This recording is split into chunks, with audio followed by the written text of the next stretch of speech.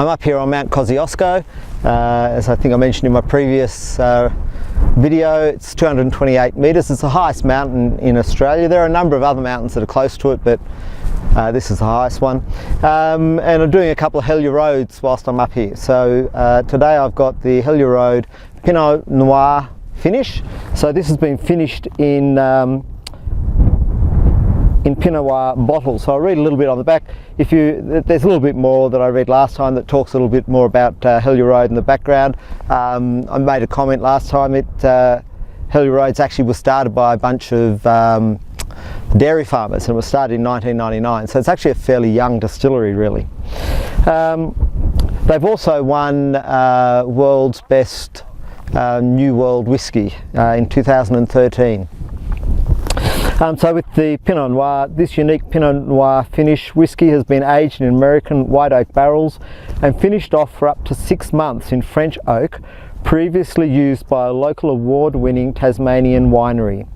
This unique vatting, marrying and finishing in Pinot Noir casks delivers an abundant flavour of citrus fruits, lemon and orange, with a sweet gentle layer of pepper and spice, a tantalising single malt experience. I've not ever had a whisky finish with Pinot Noir, so this will be quite interesting. Again, in the bottle shop it comes in the box, and with the wind I'm just going to drop the box down the back here. This is a much redder colour than the 10-year-old, and that's really from the Pinot Noir coming through. Screw top and 46.2% alcohol as well. Interesting, it's only a 700ml bottle, it's not a 750ml bottle. So let's open it up.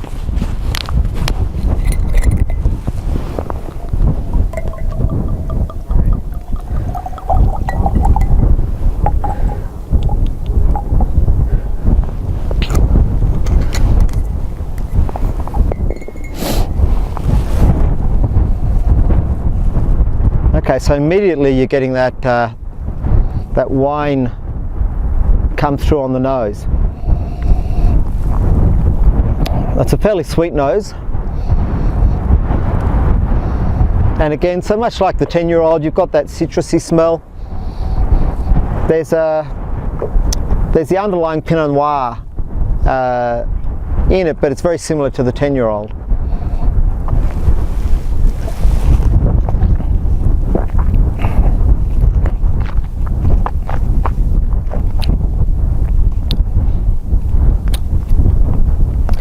On the mouth, the Pinot Noir really comes through very, very strongly,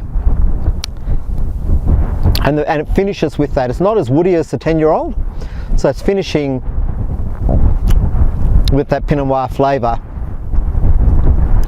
And I would have said they described the 10-year-old. They said it was a bit oily. I would have actually said this was more oily, and they didn't describe that on the back of the bottle. But that Pinot Noir flavour just lingers. So let's just give it another go.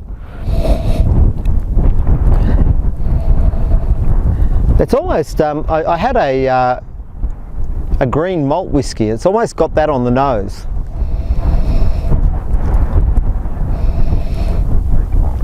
But that's, I think, the Pinot Noir coming through.